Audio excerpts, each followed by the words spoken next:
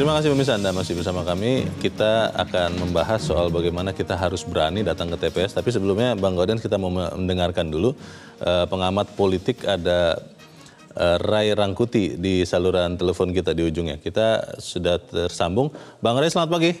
Pagi, Bung.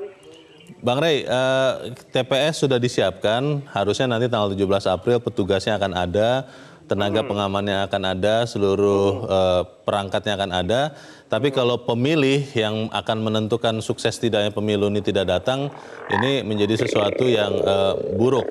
Bang Ray, bagaimana sebetulnya meyakinkan pemilih bahwa pemilu nanti akan aman baik sebelum, saat maupun sesudahnya? Karena ada yang takut bahwa kalau salah satu, ini terutama pilpres lah ya, salah satu paslon kalah, situasi akan tidak aman. Isunya begitu. Bagaimana Bang Ray? Ya, sebetulnya kan isu itu muncul dari pernyataan Pak Amin ya, yang mengatakan kalau terjadi kecurangan macam-macam, beliau akan mengerahkan massa begitu. Yeah. Tapi saya pikir tidak perlu ditakuti secara berlebihan ya, bahwa kita waspada ya gitu. Tapi berlebihan, apalagi sampai datang ke TPS takut, itu justru akan bumerang ya bagi mereka yang menginginkan pelaksanaan pemilu yang damai gitu. Datang saja ke TPS, tidak ada masalah, karena kita sudah berbeda hampir 100% derajat di perbedaannya ya, dari situasi misalnya menjelang pelaksanaan pemilu tahun 99 yang lalu. Tingkat pengamanan juga sudah kuat ya, dan aparat keamanan dalam hal ini polisi diberadakan di banyak TPS ya, tapi juga kan banyak saksi-saksi partai, yang saksi-saksi partai itu otomatis ya akan membela ya calon pemilih mereka kan, kira-kira gitu. Di luar itu juga ada Bawaslu, yang setiap TPS itu Bawaslu menempatkan 1 orang. Nah, Bawaslu ini juga berhak nanti untuk menegur siapapun ya, misalnya yang melakukan tindakan-tindakan yang bersifat intimidatif terhadap para pemilih. Gitu. Nah, mereka bisa saja meminta aparat keamanan untuk menangkap yang bersangkutan gitu.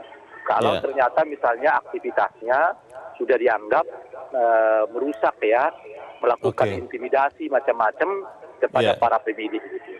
Nah, oleh karena itu sebetulnya kalau dilihat dari semua itu ya, tidak cukup alasan untuk tidak berani datang ke TPS gitu, karena semua sektor pengamanan mungkin malah disebutkan sebetulnya berlapis-lapis begitu ya, sudah disiapkan oleh sistem kita gitu. Bang Ray, menurut beberapa orang yang takut datang ke TPS karena mengalami trauma masa lalu, tahun 98 ada kerusuhan, dan itu kerusuhan yang juga berbau etnis dan mereka takut dengan itu. Nah, ini isu ini kan rupanya masih begitu menyebar. Bagaimana memotong isu-isu yang tidak benar, bagaimana meredam efek-efek dari tokoh-tokoh yang dalam tanda petik seakan-akan memberikan ancaman begitu soal people power atau yang lain-lain.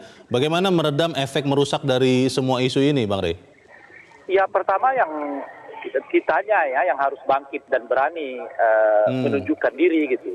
Sebab seperti yang saya sebutkan itu tadi, situasi 98, 99-nya sudah jauh berbeda dengan situasi sekarang.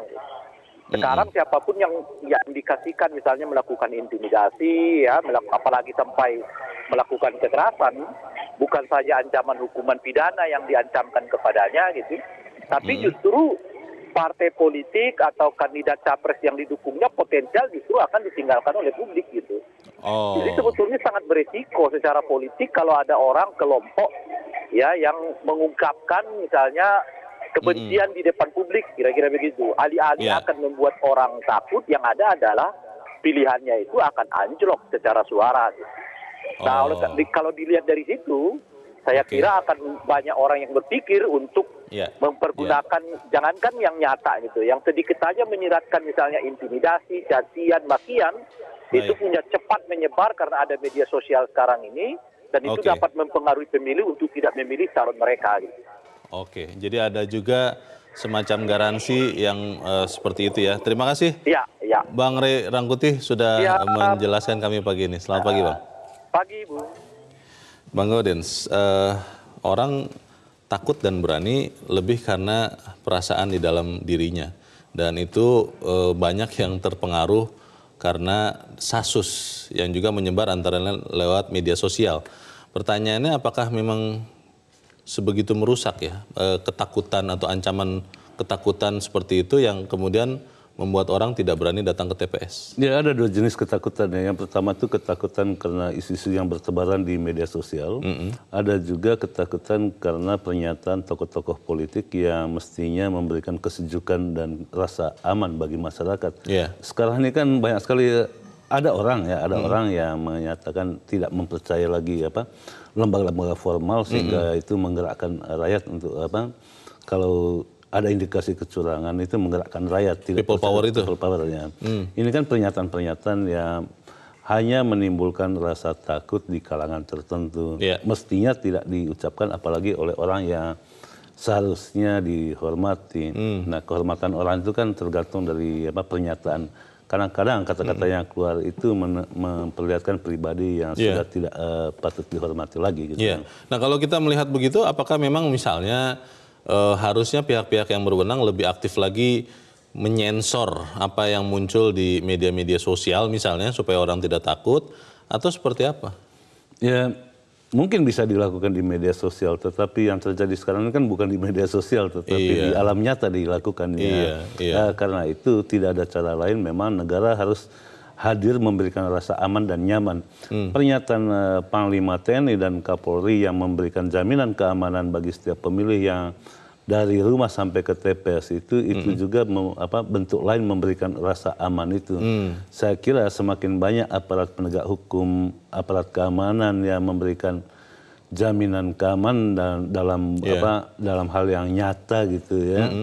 Kita melihat misalnya aparat ada di lapangan, ada di TPS, itu juga memunculkan psikologis meningkatkan rasa aman kita ya. Sehingga orang dengan sukacita, dengan sukarela datang ke TPS. Tapi kalau untuk tokoh-tokoh bangsa yang tadi Bang Gaudens katakan, yang saya juga katakan, yang kita harapkan sebetulnya menyejukkan, memberikan keamanan, walaupun bermain dengan semantik, jika ada kecurangan, kami akan menggerakkan orang.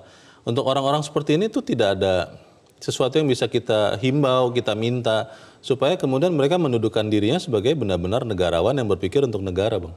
Ya, di dalam editorial dikatakan orang-orang waras itu pasti mempercayai seluruh lembaga-lembaga yang ditugasi oleh konstitusi untuk menyelesaikan sengketa atau perselisihan yang terkait dengan pemilu. Jika ada orang yang tidak percaya, tentu tidak waras gitu. Orang-orang yang tidak waras itu tidak perlu diikuti. Tidak perlu diikuti. Ya. Kalau kita melihat beberapa peristiwa, tadi ada berita yang kita bahas juga di masa kampanye, khususnya kampanye terbuka sekarang, Bang.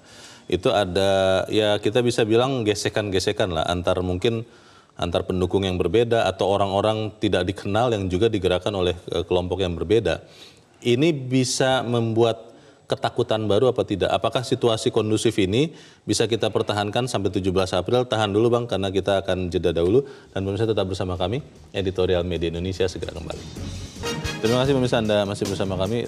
Bang Gaudens tadi sebelum jeda, kampanye terbuka, ada beberapa insiden, walaupun kita harap itu insiden terakhir, itu tetap bisa memberikan rasa aman dan nyaman sampai 17 April tidak? Ya, melihat eskalasi dari hal-hal tersebut itu tidak mengurangi kualitas kampanye yang berjalan dari 23 September sampai hari ini.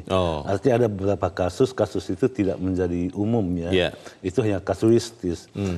Ada satu hal yang menarik dari Maruf Amin, yang diadang di daerah Jawa Timur, di daerah Madura, itu dia mengatakan jangan balas. Jangan dibalas? Jangan dibalas.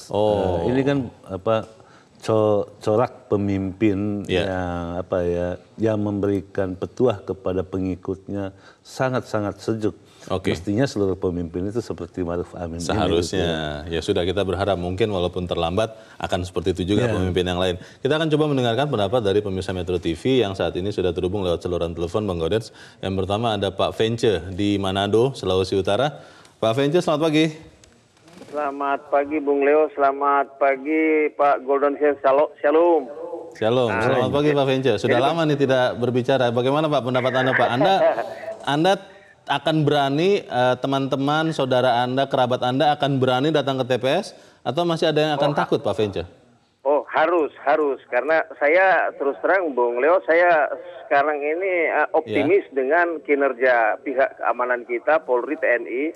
yang memang pada tanggal 17 itu harus waspada. Karena kemungkinan besar lawan-lawan politik yang merasa bahwa mereka harus menang dan tidak mau menerima kekalahan, bisa saja terjadi hal yang kita tidak inginkan, iya kan? Tetapi begini Bung Leo, saya ingin mengkritisi sedikit lembaga penyelenggara. Sebab dua minggu yang lalu saya coba jalan-jalan karena saya juga adalah pemerhati sosial kemasyarakatan di Sulawesi Utara. Di daerah-daerah pinggiran, sampai saat sekarang mereka belum tahu tanggal 17 itu hari apa dan untuk apa. Nah ini yang jadi persoalan karena kurangnya sosialisasi penyelenggara kepada masyarakat yang saya khawatirkan mereka menjadi apatis dengan hari H-nya itu sehingga saya turun untuk mensosialisasikan. Ya kita harus berani datang ke TPS bapak-bapak ibu-ibu karena menentukan pemimpin masa depan itu dari hasil coblosan kita. Nggak usah takut, datanglah. Nah inilah yang harus... Pak Venja, maaf, itu orang-orang yang belum sadar bahwa pemilu itu tanggal 17 April yang Pak Venja ketemui, itu apakah memang tidak menyaksikan televisi, tidak membaca koran, atau bagaimana gambaran orang-orang itu, Pak? Ya, ini gambaran saya kan tidak semua orang yang ke atas itu memiliki sarana komunikasi seperti alat televisi, media sosial. Nah, oleh karena itu kita sebagai pemerhati yang dengan tulus harus datang memberikan pemahaman kepada mereka. Sosialisasi. Dan saya pada hari ini Bung Leo, saya akan menuju ke sebelah utara kota Manado yang memang saya sudah saya janji bahwa saya akan datang karena saya merasa bahwa sekaranglah saatnya kita mendidik masyarakat kita paham tentang hak-hak politik kita. Jadi pada saat mereka datang kita juga harus bekali, tidak usah takut kalau ada ancaman ini dan itu, tetapi kita harus memilih. Terserah mau pilih siapa, nomor 1 atau nomor 2, yang penting kita gunakan hak politik kita, hak suara kita. Itu saja yang barangkali. Itu saja Bung Leo. Terima kasih Pak Goldensius. Terima kasih Pak Venja juga untuk langkahnya Pak untuk menyosialisasikan pemilu di Manado, Sulawesi Utara. Selamat pagi Pak Venja. Di belakang Pak Venja ada Pak Roni di Klaten, Jawa Tengah. Pak Roni selamat pagi. Di Bekasi kok Bang Leo. Bagaimana Pak? Di Bekasi. Oh mohon maaf Pak Roni di Bekasi ya Jawa Barat ya. Itu silakan Pak Roni. Saya benar Klaten, tapi saya tinggal di Bekasi, udah puluhan tahun di Bekasi. Oke Pak, silakan Pak Roni pendapat Anda Pak. Selamat pagi Bang Goden. Selamat pagi. Ya tidak perlu takut, benar kata Pak Bang Rai Rangkuti tadi. Jadi kita tuh udah insya Allah aparat keamanan Polri yang di backup dengan anggota TNI siap mengamankan. Jadi tidak perlu takut, ngapain takut. Apalagi waktu berangkat ke rumah, titip rumah dan anggota keluarga yang ditinggal, titip diri Anda pada Tuhan. Saya setiap keluar rumah pasti saya nitip dalam hati. Nanti insya Allah pasti dijaga. Kalau ada suara-suara akan terjadi chaos, akan terjadi people power, akan terjadi kerusuhan massa. Tidak benar, tidak akan terjadi. Yang mudah-mudahan saya berharap sebagai rakyat, mudah-mudahan aparat keamanan itu bisa memproses secara hukum itu berita-berita hoax. Meskipun itu langsung, mudah-mudahan bisa diredam.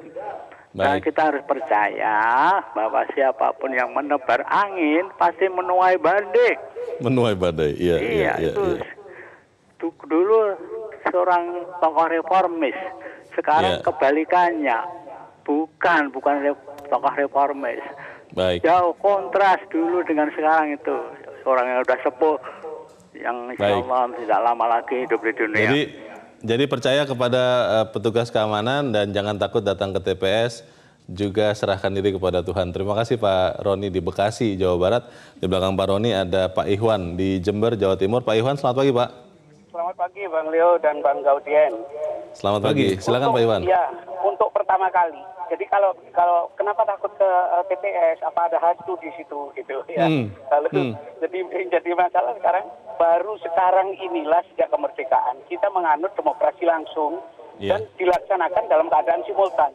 Itu bukan hanya biaya yang tinggi sekali, tetapi juga tenaga pikiran menyangkut ribuan orang untuk di TPS terutama pekerjaan itu. Karena di TPS ini harus ada bimbingan langsung yang ditunggu sabar karena menyangkut masalah partai, menyangkut masalah anggota legislatif. Kalau soal presiden saja tidak masalah karena sudah jelas itu. Tapi kalau sudah menyangkut masalah anggota legislatif, ini rakyat bingung ini. Sebab para pekerja yang ingin dipilih ini di jalan-jalan ditawar-tawarkan. Itu seperti kita membeli kucing di dalam karung. Apakah mereka representasi kita? Itu masih meragukan. Partai sendiri itu perlu membenahi diri kan sebagai pilar demokrasi. Nah, untuk itulah kita percaya bahwa KPU, Bawaslu, kemudian Polri, TNI itu akan bekerja ekstra untuk mengatasi itu. Nah, sekali lagi saya ngomong, wahai para elit politik yang lama dan yang baru, coba dijaga ngomong mulut itu, diamlah kalau tidak perlu. Sebab ini urusan bangsa yang terbesar. Sekarang kita punya KW besar ini. Untuk itu KPU, Bawaslu, kemudian Polri dan TNI itu luar biasa ini, mereka harus menjaga betul dan intelijen itu harus bekerja ekstra. Saya kira begitu. Terima kasih. Baik, terima kasih Pak Iwan di Jember, Jawa Timur. Siapapun jaga bicaranya, jaga mulut, jaga lisan begitu ya. Baik, kita akan coba mendengarkan lagi kali ini dari Magelang, Jawa Tengah ada Pak Sukarwan. Pak Sukarwan, selamat pagi. Pagi Metro. Selamat pagi Pak Sukarwan. Silakan Pak, pendapat Anda Pak. Begini Pak, saya tuh sampai gemes ya melihat pernyataan-pernyataan yang membuat ketakutan masyarakat. Ya. Pemilu itu kan hajatan 5 tahunan, sama saja pesta demokrasi. Saya sering menggambarkan kalau pesta perkawinan kita datang jagung manten kondangan kan dengan sukaria, dengan cantik, dengan senang kan. Iya. Halo? Ya, lah masa datang ke TPS kok takut? Saya akan selalu mengajak masyarakat jangan takut. Mari kita datang dengan senang hati karena ini hari libur. Bayangkan dulu pemilu zaman Pak Harto tuh tidak libur. Jadi saya pernah izin atasan nyoblos gantian bergilir anak buahnya gitu. Jangan libur sama-sama duduk nanti. Kalau yang nggak punya kerjaan sambil menyaksikan nanti siapa yang TKO, siapa yang menang. Artinya siapa yang kalah TKO itu loh. Nah, kalau pernyataan Pak Amin Rais itu seorang profesor, seorang doktor, dosen saya itu dulu di UGM. Kok sampai mengatakan begitu itu kan namanya kan kalah dengan kualitas ucapan seorang lulusan SD yang tukang ngarit. Kalau pemilih yang masih agak terpengaruh dengan ucapan-ucapan yang menakutkan seperti itu, bagaimana Pak Sukarwan supaya tetap berani mereka? Saya tidak henti-hentinya, saya selalu keliling pakai mobil pickup, lagunya pemilihan umum telah memanggil kita, suruh rakyat menyambut gembira, terus saya dengung-dengungkan, saya punya kasetnya. Dan saya selalu, Bapak Ibu jangan takut tanggal 17 April datang ke TPS, entah 01 atau 02 urusan Anda. Itu jadi jangan takut, ini suatu pesta demokrasi. Mari kita saksikan bersama-sama saudara-saudara. Siapa nanti yang KO, siapa yang menang, kita menjadi saksi. Saksi adalah juri yang terbaik. Masyarakat adalah juri yang terbaik. Paling bijaksana. Jadi di sana jangan takut, ada saksi dari Gerindra ada, dari PDI ada, dari partai apa aja. Ditambah kita penonton juga saksi, kenapa takut? Baik, jangan takut ya berarti ya. Pak Sukarwan, terima kasih Pak sudah bergembira dan berpendapat dari Magelang, Jawa Tengah. Selamat pagi Pak Sukarwan. Kalau semua orang seperti Pak Sukarwan kan mantap ini. Cuma masalahnya bagaimana dengan orang-orang yang masih takut Bang? Apa yang kita bisa lakukan untuk mengajak mereka? Ayo bergembira, datang ke TPS, gunakan hak Anda. Bagaimana? Ya, pertama-tama itu KPU menetapkan target partisipasi masyarakat ya di dalam pemilu kali ini itu sebesar 77,5%. Nah, tadi Pak Fense mengatakan bahwa masih ada orang di Manado yang tidak tahu bahwa tanggal 17 April itu hari pemungutan suara. Memang pemilu kali ini itu pertama dalam sejarah ya menyatukan pemilu presiden dan pemilu legislatif. Karena itu pemilu kali ini juga disebut sebagai pemilu 5 kotak. Karena ada 5 surat suara yang diisi dalam 5 kotak pada saat pemilu untuk mereka yang berada di luar Jakarta. Kalau di Jakarta itu cuma 4 Hanya kotak. 4 kotak karena tidak ada DPRD kabupaten kota di Jakarta ya. Karena itu mestinya setiap orang yang menjadi pemilih punya hak suara itu harus bersyukur dan berterima kasih bahwa dirinya menjadi bagian dari sejarah itu. Apalagi yang kita tuju seperti yang dikatakan di dalam editorial itu harus naik kelas di dalam demokrasi. Ada 3 jenis demokrasi di dunia ini. Yang pertama itu demokrasi permukaan. Demokrasi permukaan itu kita rasakan pada Orde Baru ya, seakan-akan ada demokrasi, ada pemilu, tetapi hasilnya sudah diketahui sebelum pemilu. Gitu. Bahwa Pak Harto akan terpilih kembali itu kan orang tahu jauh-jauh hari sebelum pemilu gitu. Yang kedua itu ada demokrasi formalitas atau di kata lain itu demokrasi prosedural, bahwa pada periode tertentu selalu digelar pemilu untuk melakukan suksesi. Suksesi itu dipahami dalam peradaban modern itu sebagai pergantian pimpinan dengan jalan damai. Tapi itu saja tidak cukup. Yang paling penting sekarang itu, dan ini yang harus kita naik kelas itu adalah menuju demokrasi substansial. Demokrasi substansial itu bagaimana rakyat yang berdaulat itu menentukan pilihannya. Kaya, miskin, pintar, bodoh atau apapun, setiap warga negara dia berhak menentukan masa depannya. Nah, hak menentukan masa depan itu jangan dihalang-halangi. Itulah inti dari editorial jangan takut mendatangi TPS. Karena apa? Karena Anda lah yang berdaulat. Pada saat di dalam TPS itulah Anda menggunakan kedaulatan itu untuk menentukan pemimpin masa depan. Oke, terkait dengan saya teringat tadi Bang Gaudens katakan pada waktu Kiai Haji Ma'ruf Amin dihadang di Jawa Timur ya, dan beliau mengatakan jangan balas. Ucapan-ucapan dari seseorang yang seperti inilah yang kita harapkan. Apakah memang kita masih bisa berharap kepada tokoh-tokoh bangsa, partainya apapun, dari paslon presiden manapun, untuk mengatakan atau melakukan hal serupa, supaya ketika di akar rumput, tidak ada lagi itu yang kemudian berpikir bahwa pemilu ini adalah ajang hidup dan mati dalam arti yang sesungguhnya. Bagaimana Bang? Ya Leo, lisan itu mencerminkan kepribadian seorang negarawan. Kalau seorang negarawan itu pasti mengimbau pengikutnya untuk tidak membalas jangan dendam. Karena apa? Karena dia tahu persis apa yang dilakukan orang-orang yang mengadang itu, mereka tidak tahu apa yang mereka perbuat gitu. Karena itu sebagai seorang pemimpin sudah sepantasnya mengajak pengikutnya jangan melakukan hal yang sama. Apa bedanya mereka dengan mereka yang mengadang dengan mereka yang balas dendam? Perbedaannya itu pada tingkat pemahaman itu. Bang Gaudens, saya teringat dengan sebuah pepatah yang mengatakan seeing is believing. Melihat itu membuat kita percaya. Mungkin jangan-jangan persiapan keamanan, situasi tenang itu harus lebih banyak kita munculkan di media massa supaya orang yang masih takut ke TPS mau datang. Apakah benar begitu? Kita akan bahas di bagian berikut. Pemirsa tetap bersama kami, Editorial Media Indonesia segera kembali. Terima kasih pemirsa, Anda masih bersama kami. Kita di bagian akhir dari diskusi kita pagi ini. Bang Gaudens, karena orang melihat akhirnya percaya. Kalau kita melihat di berbagai sejarah, sayangnya katanya bangsa Indonesia ini bukan bangsa yang suka baca, tapi bangsa yang suka menonton. Menontonnya pun tidak mau terlalu lama. Katanya begitu. Nah, apakah bisa misalnya untuk pemilih-pemilih yang masih takut, itu dikasih lihat bagaimana persiapan keamanan, bagaimana situasi kondusif di berbagai kampanye terbuka sekarang ini, sehingga dengan melihat itu mereka menjadi semakin yakin. Ya, betul sih. Memang semakin banyak melihat itu tentu semakin semakin sadar. Kata orang sih banyak melihat, banyak tahu itu banyak bijaknya. Tetapi yang terjadi sekarang itu kan yang tidak bijak itu justru yang banyak tahu dan banyak melihat juga gitu. Karena apa? Karena ada kepentingan politik di balik itu. Tetapi intinya begini Leo, 17 April itu pasti aman. Pasti aman ya? Mengapa saya pastikan aman?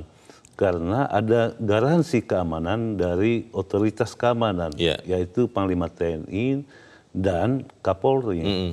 Jika dua pemegang otoritas ini sudah memberikan jaminan, untuk apa kita takut? Nah, yang paling penting itu ada kesadaran bahwa sebagai pemilih tidak hanya membuat sejarah baru, menjadi bagian dari sejarah pemilu legislatif disatukan dengan pemilu presiden, tetapi juga bagian dari yang menentukan perjalanan bangsa 5 tahun yang akan datang. Kata orang sih salah memilih hanya 5 detik di dalam bilik suara itu, dampak akibatnya itu akan terasa selama 5 tahun. Bagaimana kalau tidak datang memilih? Tentu seumur hidup nyeselnya. Daripada nyesel ya datanglah ke TPS dengan penuh sukacita. Karena apa? Karena Anda bagian dari perubahan itu sendiri. Atau dengan kata lain gini Leo, kata orang bijak itu, kalau Anda orang baik, janganlah berpangku tangan, tetapi turun tangan untuk memperbaiki negeri ini. Cara memperbaiki negeri ini tidak ada cara lain, memilih pemimpin yang sesuai dengan keinginan Anda. Karena itu, datanglah ke TPS, gunakanlah hak pilih itu dengan sukacita. Pertanyaannya begini Bang, kembali lagi karena manusia ini dikaruniai ingatan, mungkin masih ada pemilih yang masih takut datang ke TPS, masih ingat tahun 2014. Pada saat itu, kalau kita ingat ada semacam banding begitu kan, yang waktu itu juga turun ke jalan. Nah, ketakutan ini kan masih ada. Bagaimana menghilangkan ketakutan itu? Ya, kalau kita lihat ini kan tinggal 12 hari ya, 13 hari menuju 17 April. Menuju pencoblosan itu. Suasana sekarang itu aman-aman saja. Karena itu peliharalah situasi kondusif ini. Dan yakinlah bahwa siapapun yang melakukan tindakan-tindakan tadi, seperti yang diatur di dalam pasal 531 itu, setiap orang yang menghalang-halangi orang lain untuk menggunakan hak pilihnya melakukan tindak kekerasan itu, ancaman hukumannya tidak main-main, maksimal 2 tahun dan denda 24 juta. Bukan pada itu intinya, tetapi Anda menjadi seorang kriminal demokrasi kalau Anda menghalang-halangi orang lain untuk menggunakan hak pilihnya. Seorang yang punya integritas, apalagi seorang negarawan, tentu memberikan ruang seluas-luasnya dan suasana yang kondusif untuk setiap orang menggunakan hak pilihnya datang ke TPS. Kalau saya berharap dari tokoh tertinggi, lebih spesifik misalnya kepada paslon presiden Pilpres, untuk menganulir pernyataan dari tokoh-tokoh yang lain yang membuat orang takut, untuk menenangkan pemilih, itu bisa atau tidak kira-kira Bang? Ya, otoritas untuk itu tentu KPU ya sebagai penyelenggara pemilu. Hanya KPU yang bisa mengatakan itu. Tetapi dalam berbagai kesempatan Jokowi dalam kapasitasnya sebagai kandidat petahana itu berulang kali mengatakan jangan takut datang ke TPS karena aparat keamanan sudah menjamin keamanan. Karena itu kita juga berhak mengatakan bahwa jangan takut datang ke TPS, Anda bagian dari perubahan itu sendiri. Anda adalah seorang bahkan menurut saya itu pahlawan masa kini itu kalau Anda menggunakan hak pilih. Anda itu seorang pecundang kalau Anda takut, hanya karena takut datang ke TPS tidak menggunakan hak pilih. Gitu. Jadi juga itu pecundang demokrasi. Gitu. Iya, jadi jangan juga takut datang ke TPS, jangan takut dengan people power itu Bang? People power itu omong doang sih menurut saya ya, walaupun mempunyai dampak yang luas. Karena rakyat itu sesungguhnya sudah sangat-sangat sadar dan tahu persis mana yang benar, mana yang tidak, mana orang yang patut didengar kata-katanya, mana yang tidak. Gitu. Semoga itu yang terjadi. Para pemilih yang punya hak suara datang ke TPS. Bang Gaudens, terima kasih sudah hadir sini Bang. Selamat pagi. Pagi loh. Pemirsa, pemilu damai menjadi indikator kesuksesan dalam sebuah penyelenggaraan pemilu yang juga menjadi marwah Indonesia di mata dunia. Kini saatnya Indonesia naik kelas menuju demokrasi yang memungkinkan rakyat punya kedaulatan dalam arti yang sesungguhnya untuk menentukan sendiri pemimpinnya. Rakyat tidak bisa lagi ditakut-takuti untuk datang ke TPS, karena itu Anda dan saya jangan sampai takut datang ke TPS. Saya Leonard Samosir, terima kasih Anda sudah menyaksikan. Selamat pagi.